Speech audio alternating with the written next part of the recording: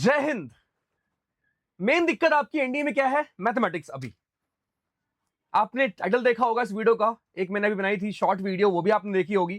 कैसे कोई 26 नंबर से, कैसे एक लड़की 26 नंबर से, राइट, जिसके 26 मार्क्स थे लास्ट आपके एनडीए में, एनडीए 2 2025 में, वहां से कैसे पेपर उसका हो जाता है क्लियर।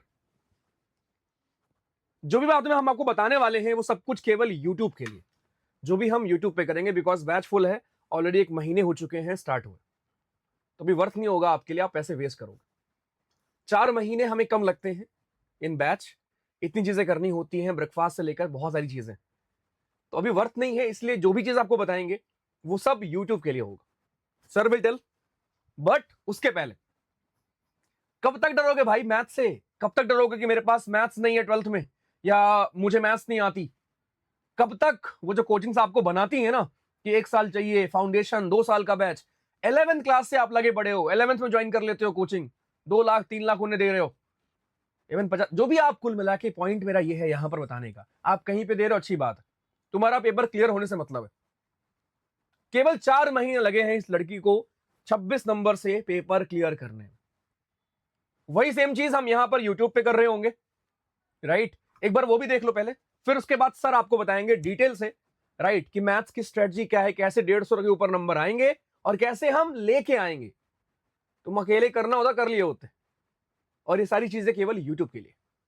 आ जाओ, तो ये क्लियर हुआ है, राइट? आपका 26 नंबर था। उसके बाद सोचो आपके क्लास 12th में मैथ्स भी नहीं है, किसी ऐसी लड़की के पास जिसके पास क्लास 12th में मैथ्स ना हो, उसका एग्जाम एनडीए क्लियर होना, आप खुद सोच लो क्या है।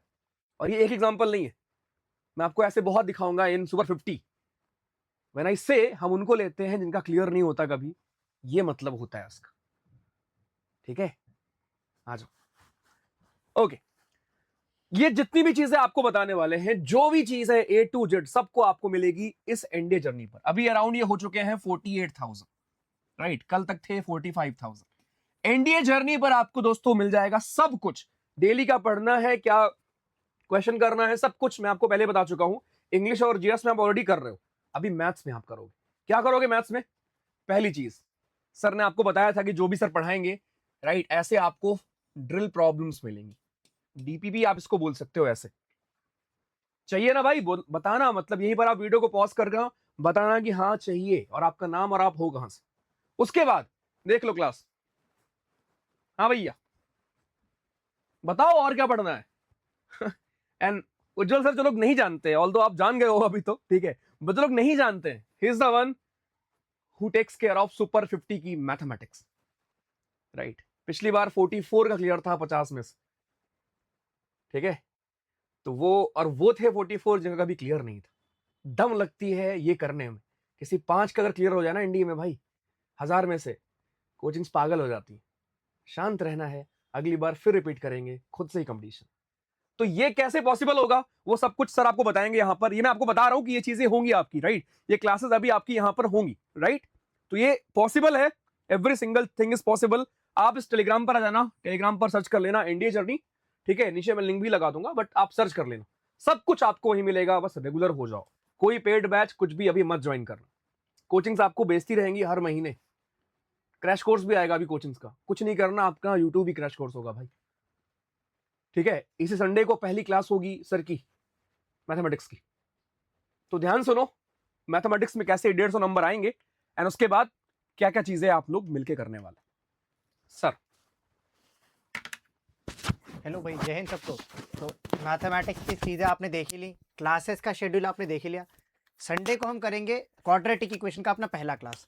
बाकी क्लासेस का भी एक बार आपने सारी चीज़ें देख ली है, मैं एक बार फिर से दिखा देता हूँ।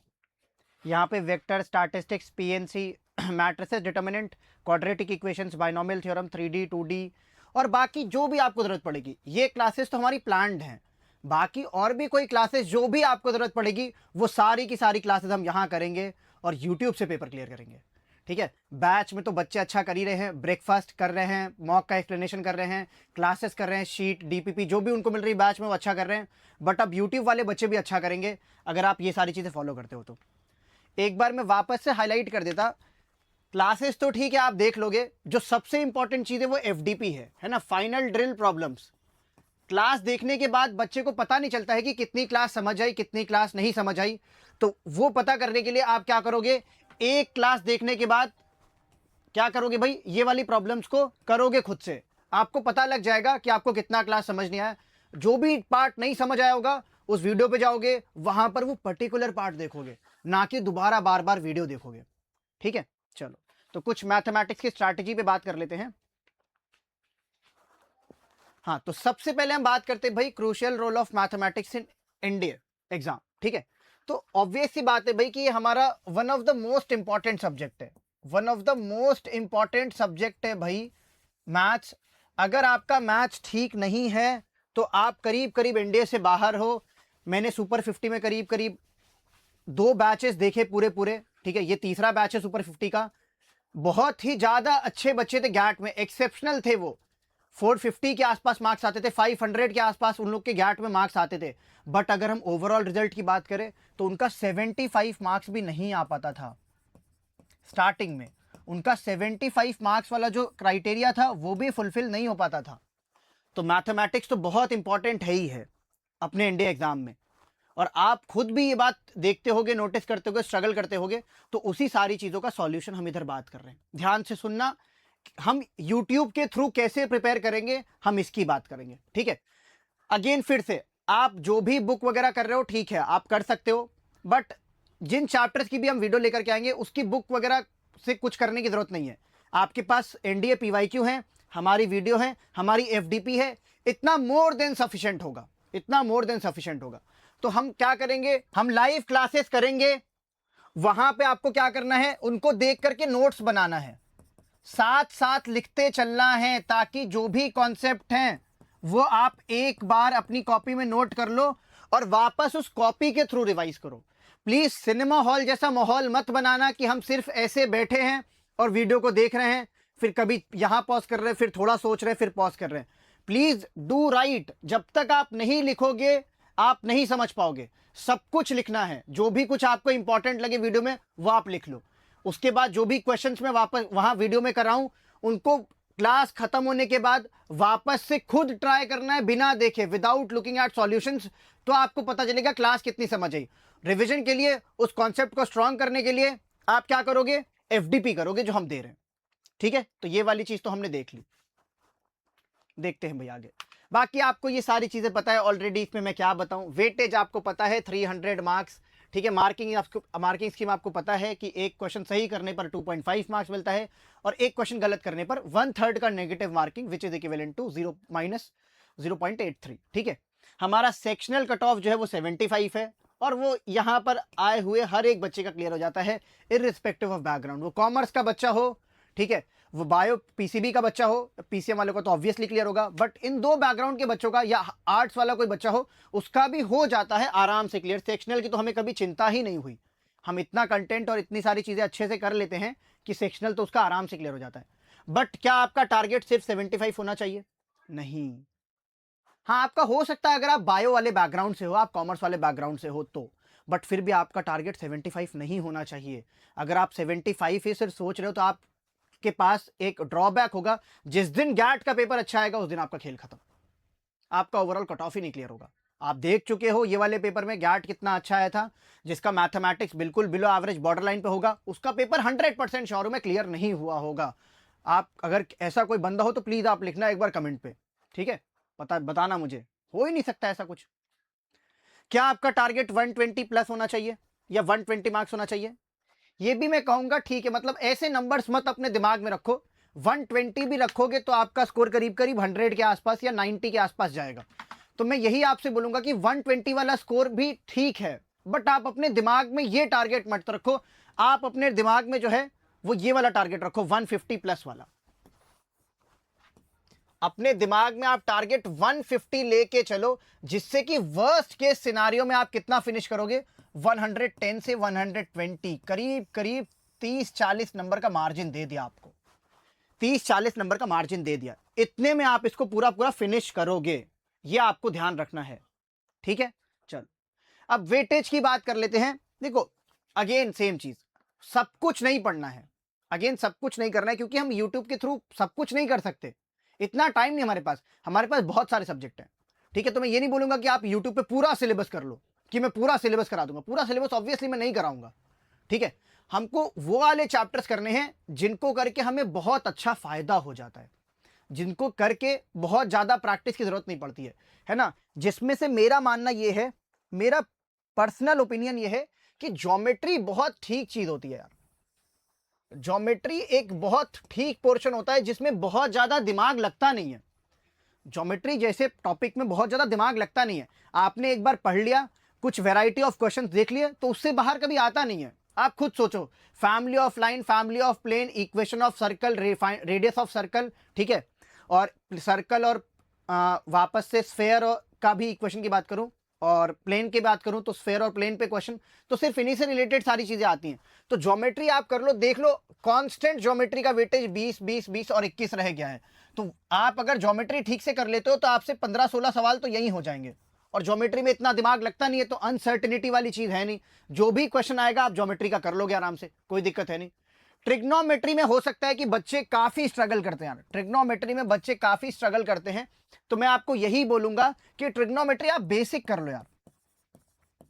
ट्रिग्नोमेट्री जो है आप बेसिक लेवल पर कर लो, बहुत ज्यादा एडवांस ट्रिग्नोमेट्री मत करो, बट बेसिक लेवल पर कर लो, जिससे आपका फंक्शन कैलकुलस में जहां पर यूज हो रहा है, मैट्रिसेस डिटर्मिनेंट में जहां पर यूज हो रहा है। बेसिक का मतलब मेरा ये है कि आप ट्रिग्नोमेट्री की आइडेंटिटीज वगैरह, a + b के फॉर्मूले, 2 थीटा 3 थीटा का फॉर्मूला और वैल्यू पुटिंग, ठीक है, ये सारी चीजें सीख लो। ठीक है, ये सारी चीजें सीख लो, जिससे कभी किसी दूसरे चैप्टर में ट्रिग्नोमेट्री आए तो आपका काम हो जाए। और अगेन स्टैटिस्टिक्स और प्रोबेबिलिटी, ठीक है, इसको तो कोई छोड़ ही नहीं सकता। अगर आप स्टैट्स और प्रोबैब बिना पढ़े पेपर में जाते हो, ध्यान से सुनना मेरी बात, अगर आप स्टैट्स और प्रोबैब बिना पढ़े पेपर में जाते हो तो आप खुद बोल रहे हो कि मुझे सेलेक्ट नहीं होना है। अगर कोई बच्चा बिना स्टैट्स और प्रोबैब पढ़े जा रहा है पेपर में, तो आप ये बात खुद बोल रहे हो कि मुझे सेलेक्ट होना ही नहीं है भाई। आप देख रहे हो कांस्टेंट इसका वेटेज जो है आपका हर साल 20 क्वेश्चन, दोनों का सम अगर हम करें तो हर साल 20 क्वेश्चन आता ही आता है, हर साल। और स्टार्ट्स में तो भाई आप अगर मेरी 120 एक्सपेक्टेड वाली वीडियो देखोगे तो स्टार्ट्स में तो मैंने पिछले सेशन में ही प्रेडिक्ट कर दिया था इस टॉपिक से क्वेश्चन आएंगे, सीधा क्वेश्चन थे। तो स्टार्ट्स एक ऐसा टॉपिक है जहां प्रेडिक्टेबल है भाई कि हम ये वाला टॉपिक बोल रहे हैं, उससे क्वेश्चन आएगा, आपको दिखेगा अपने पेपर में। ठीक है, तो ये नहीं छोड़ना, इसको भी हम पूरा यूट्यूब पर कवर करेंगे, ज्योमेट्री भी हम पूरा यूट्यूब पर कवर करेंगे। तो ये दोनों टॉपिक करते ही आपके टोटल कितने हो जाएंगे, 41 क्वेश्चंस हो जाएंगे। और आप खुद सोचो, जिसकी हालत बहुत बुरी हो वही तो ढूंढता है 30-35 सवाल सर हो जाए। तो 41 क्वेश्चन सीधा यहां से दिखा देंगे हम, ये वाला पूरा पोर्शन आपका कवर करा के। अब देखना अगला, कैलकुलस आप चाहो तो स्किप कर सकते हो, अगर आपको ठीक नहीं लगता है तो कैलकुलस एक टॉपिक है जो आप स्किप कर सकते हो। इसमें आप फंक्शंस कर लेना, कैलकुलस में जो है आप फंक्शंस कर लेना अच्छे से, ठीक है, फंक्शंस कर लेना अच्छे से। या आप ये भी कर सकते हो कि कैलकुलस को लास्ट में कवर कर सकते हो, ठीक है, क्योंकि इससे टोटल कितने हमारे आते हैं, 30 क्वेश्चंस के अराउंड आते हैं। इसका वेटेज जो है कुछ अराउंड 30 क्वेश्चंस का होता है। इस बार है ना हमारे पास अनफॉर्चुनेटली इस फंक्शन का सिर्फ 1 या 2 ही क्वेश्चन आया अपने पेपर में, लेकिन फंक्शन का भी करीब 8 या 9 सवाल के आसपास पेपर में अपने आता है। ठीक है, तो आप फंक्शंस कैलकुलस जो है ना वो लास्ट में कर सकते हो। इसीलिए अभी शुरुआत में कैलकुलस वाले का शेड्यूल नहीं दिया है, सब कुछ आपके डिमांड पे डिपेंड करेगा। अगर आप बोलोगे कैलकुलस सर क्लास ले लो पढ़ा दो, तो हम कैलकुलस भी पढ़ लेंगे। अब आते हैं हमारे आखिरी पोर्शन पे, एलजेब्रा, हमारे आखिरी पोर्शन पर एलजेब्रा। ठीक है, यहां पर मैट्रिसेस डिटर्मिनेंट, ये भी एक ऐसा टॉपिक जिसमें बहुत ज्यादा दिमाग लगना नहीं है।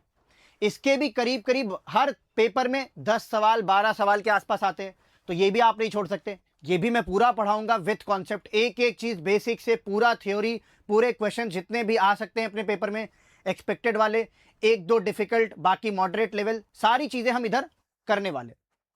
उसके बाद अपना क्वाड्रेटिक इक्वेशन, सीक्वेंस सीरीज। अब एलजेब्रा पर इतना जोर मैं इसीलिए दे रहा हूं, सुनना मेरी बात ध्यान से, एलजेब्रा पर इसलिए मैं इतना जोर दे रहा हूं, एलजेब्रा को इस वजह से मैं बहुत डिटेल में भी कवर करूंगा पूरा यूट्यूब पे, क्योंकि एलजेब्रा वाला टॉपिक जो है वो हर चैप्टर में यूज हो जाता है। एलजेब्रा के जो कॉन्सेप्ट है वो हर चैप्टर में यूज होते हैं, ट्रिग्नोमेट्री में भी यूज होते हैं, कैलकुलस में भी यूज होते हैं, हमारा प्रोबेबिलिटी में भी यूज हो जाता है। तो कहने को प्रोबेबिलिटी के 12-13 क्वेश्चन आते होंगे, कहने को अपने पेपर में प्रोबेबिलिटी के जो है वो 12-13 क्वेश्चन आते होंगे, ठीक है, कहने को प्रोबेबिलिटी के 12-13 क्वेश्चन आते होंगे, बट उसमें पीएनसी का मेजर रोल है। 12-13 क्वेश्चंस में से 5 क्वेश्चन जिसने पीएनसी नहीं पढ़ा ना, उससे हो ही नहीं सकते प्रोबेबिलिटी के। तो अब आप खुद सोच लो, आप पढ़ रहे हो पीएनसी, इसलिए पूरी एक क्लास दी है आपको पीएनसी की, पूरा डिटेल में पीएनसी कवर कर दूंगा।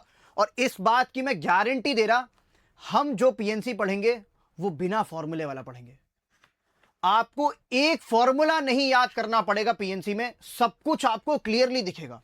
कोई भी क्वेश्चन पीएनसी का आ जाए आप तुरंत कर लोगे, हल्का सा भी चेंज कर लेंगे क्वेश्चन में, लेकिन आप नहीं फंसोगे। जो फॉर्मूला याद किया होगा वो फंस जाएगा।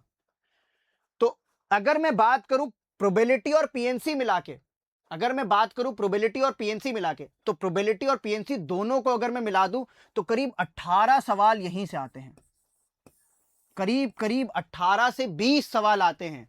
तो हम दोनों की क्लास एकदम डिटेल में करेंगे। और अगर पीएनसी, प्रोबैब और स्टार्ट्स को मिला दे तो 25 सवाल के आसपास हो गए। अब सोचो, 25 सवाल आपको सीधे मिल गए, 21 ज्योमेट्री से दिखा दिया जिसमें कोई ज्यादा दिमाग लगना नहीं है, हो गया पेपर क्लियर।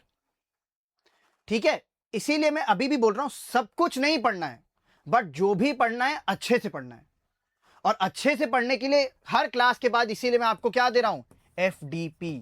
सब कुछ नहीं पढ़ाऊंगा मैं, कुछ बिल्कुल सेलेक्टेड चीजें पढ़ाऊंगा जिससे आपका पेपर आराम से क्लियर हो जाए। बाकी ज्ञात में तो आप पढ़ ही रहे, तो कोई दिक्कत ही नहीं होगी। ठीक है, तो 150 मार्क्स वाला स्ट्रैटेजी हमने अगेन डिस्कस कर ही लिया है। मैंने सिर्फ आपको वही बताया कौन से चैप्टर पर ज्यादा ध्यान देना है, कौन से चैप्टर पर कम ध्यान देना है। जिस तरीके से मैंने बताया है कि वीडियोस देखो, साथ में नोट्स बनाओ, वापस वीडियो देखने के बाद जितने क्वेश्चन क्लास में कराए उनको एक बार वापस से ट्राई कर लो, उसके बाद एफडीपी करो रिवीजन के लिए, आपका चैप्टर स्ट्रांग। पीवाईक्यूज कर रखे हैं तो बहुत अच्छी बात है, नहीं कर रखे हैं पीवाईक्यू करो, हो गया, आराम से पेपर निकल गया। बस इतनी सिंपल सी चीज हम करते हैं सुपर 50 में, यही सिंपल सी चीज हम डेली करते हैं सुपर 50 में, तो पेपर निकल जाता है। बाकी लोग बोलेंगे ये करो, अलग से नोट्स बनाओ, एक शॉर्ट नोट बनाओ, एक लॉन्ग नोट बनाओ, उसके बाद फॉर्मूला वाला चार्ट चिपकाओ, कुछ जरूरत नहीं है भाई। क्लास ध्यान से देखो, एक एक चीज ठीक से पढ़ो, एफडीपी कर लो, जो डाउट आए उसको वापस से ट्राई कर लो, हो गया। मैथ्स में इतना ही करना पड़ता है बस। ठीक है, पैटर्न तो भाई आपको पता ही है, एनडीए एग्जाम का पैटर्न तो आपको पता ही है कि वापस से यूपीएससी अपने पुराने वाले मूड में आ गया है। 2024 से पहले तक पेपर एकदम इजी आया करता था, 2024 के बाद से पेपर का लेवल थोड़ा सा अच्छा हो गया है, और 2024 के पहले दूसरे पेपर का लेवल तो बहुत ही अच्छा था। 2024 में पहले दूसरे पेपर का लेवल तो बहुत ही अच्छा था। बाकी 25 से पेपर का पैटर्न बदल ही रहा है, वो देख रहे हैं चीज़ें, जो बच्चे रट्टा मारने वाले हैं हटा रहे हैं उनको। आपने इस वाली चीज़ को मैं एक एग्जाम्पल से समझाता, आप कनेक्ट करोगे, देखना। 2024 के अंदर एक इस तरीके का क्वेश्चन आ रखा था, है ना, मुझे शायद क्वेश्चन ठीक से तो याद है, 8 + 2√7, सेट करने दो मुझे क्वेश्चन, एक मिनट रुको, 3 + 2√2 एग्जैक्टली, ये हमारा था u + v, और 3 - 2√2 ये हमारा था w। एक ऐसा क्वेश्चन आ रखा था, आपने पक्का देखा होगा, इसी टाइप का था, मतलब उसमें डिजिट चेंज होगी, बट कॉन्सेप्ट यही था। 2024 के पहले पेपर में आ रखा था हमारा ये क्वेश्चन। 2026 के पहले पेपर में यही सेम क्वेश्चन आया, बट इसका एक्सटेंडेड वर्जन आया। 5 क्वेश्चन का पैराग्राफ, बाइनोमियल थ्योरम जैसा छोटा सा टॉपिक जो लोगों को लगता है स्किप कर देंगे तो हमारा काम हो जाएगा, नहीं स्किप करना है भाई। बाइनोमियल नहीं पढ़ा तो स्टार्ट्स के क्वेश्चन नहीं होंगे आपसे, एएमजीएम के क्वेश्चन आ जाएंगे स्टार्ट्स में तो वो नहीं होंगे। इस वजह से मैं सारे कनेक्टेड वाले टॉपिक्स पढ़ाऊंगा डिटेल में, जिससे गारंटी हो जाए आपको कि मेरे 110 नंबर 120 नंबर तो कोई रोक ही नहीं सकता है। तो ये क्वेश्चन का पैराग्राफ, 5 क्वेश्चन का पैराग्राफ आया अपने पेपर में 2026 के अंदर, और जिसने इन क्वेश्चंस को रटा होगा ना, उससे 100% श्योर है नहीं हुए होंगे, और जिन्होंने नहीं रटा होगा उन्होंने कर लिया होगा। ठीक है, तो अगेन मैं रिपीट कर रहा हूं, बार बार ये इंपॉर्टेंट चीजें, इस पर स्ट्रेस दे रहा हूं, जो भी पढ़ो ठीक से पढ़ो, हमें सब कुछ नहीं पढ़ना है, सेलेक्टेड चीजें पढ़नी है। ठीक है, बाकी ये सब तो आप जानते हो, अब इन सब बातों का कोई मतलब नहीं है भाई। ठीक है, सिर्फ और सिर्फ रिजल्ट का ही मतलब होता है, जो कि आप देख चुके हो और फिर देखोगे। सिर्फ और सिर्फ इन सब चीज़ों का कोई मतलब नहीं। ठीक है, हम ऑब्वियस सी बात है, हम पढ़ा रहे तो पेपर में तो आएगा ही ना, वरना हम पढ़ा क्यों रहे हैं। ठीक है, तो ये सब आ रखे थे पेपर, यूट्यूब वाली क्लास से डायरेक्ट आ रखे थे। यहाँ पर आप देख सकते हो, हमारे मॉक से सीधे सीधे क्वेश्चन आ रखे थे, तो करीब 60-65 सवाल पेपर में दिखे थे। इनडायरेक्टली तो नहीं बोलूंगा, है ना, आपको ही पता है मैथमेटिक्स के अंदर एग्जैक्ट क्वेश्चन आने का चांस बहुत कम होता है, बट अपने पढ़ाए हुए से एग्जैक्ट क्वेश्चन आए, वो भी 4-5 एग्जैक्ट क्वेश्चन आए। बाकी पढ़ाया हुआ कॉन्सेप्ट तो आया ही है, वो आपके सामने है। तो ये भेज भी दूंगा, आप देख भी लेना, ठीक है। ये सब मॉक टेस्ट में दिख रहा है आपको, ये सब हम ऑलरेडी कवर कर चुके हैं, और फिर रिजल्ट तो आप देख ही चुके हो। बट ठीक है, मैं भी देखता तो थोड़ा सेटिस्फैक्शन मिलता, जब जब देखता तब तब लगता चलो यार, मतलब मेहनत की थी और वो दिखी सामने, मेहनत आपके सामने है भाई, इतने लोगों ने करीब करीब क्लियर किया है। और पता है खुशी, असली खुशी तब मिलती है ना, मतलब एक अच्छा बच्चा हो पढ़ने में, वो सेलेक्ट हो जाए, तो अंदर से इतना खुशी नहीं होती है, क्योंकि मुझे पता है अंदर से कि ठीक है यार, मतलब ये नहीं भी होता हमारे पास तो भी इसका क्लियर हो जाता, क्योंकि कैंडिडेट सीरियस है। बट एक ऐसा बच्चा जो एवरेज है, जो बिलो एवरेज है, और वो चाहता है कि मेरा पेपर क्लियर हो, जब वो पेपर क्लियर करता है ना, तब लगता है कि हाँ हमने कुछ किया है। और यही काम करती है सीडीएस जर्नी, यही सेम काम करती है सीडीएस जर्नी। हम सुपर 50 सुपर 100 में ऐसो को लेके आते हैं जो पढ़ाई में भी नीचे होते हैं, ऊपर से, है ना, उनके अंदर एक और चीज कम होती है भाई, वो जिंदगी से भी हारे होते हैं। ऐसे बच्चे हमारे पास आते हैं जो पढ़ाई में तो ऑब्वियस सी बात है थोड़ा बेकार कर ही रहे होते हैं, बट जिंदगी से भी हारे होते हैं। तो आप सोच लो उस लेवल, यहां पे उनका लेवल होता है, यहां से उनको यहां पहुंचाने में मेहनत तो लगती है, और तभी हम शायद ये फोटो दिखा पाते हैं आपको, ये आपके सामने है, देख लो आप सारी चीजें। और शायद खत्म हो गए हमारे, 44 ही थे, ठीक है, शायद सुपर 100 होंगे तो 44 से 84 दिखेंगे आपको, कभी तो होगा सुपर 100, ठीक है। तो यहाँ अभी 44 दिखा रहे, शायद कभी आ करके 84 भी दिखाएंगे, ठीक है। तो बस इतना ही करना है यार, बहुत सिंपल रखना है चीजें। चीज जितनी सिंपल होगी फॉलो करना उतना आसान होगा, जितना कॉम्प्लेक्स बनाओगे चीजों को फॉलो करना उतना मुश्किल होगा। ओके, जय हिंद भाई।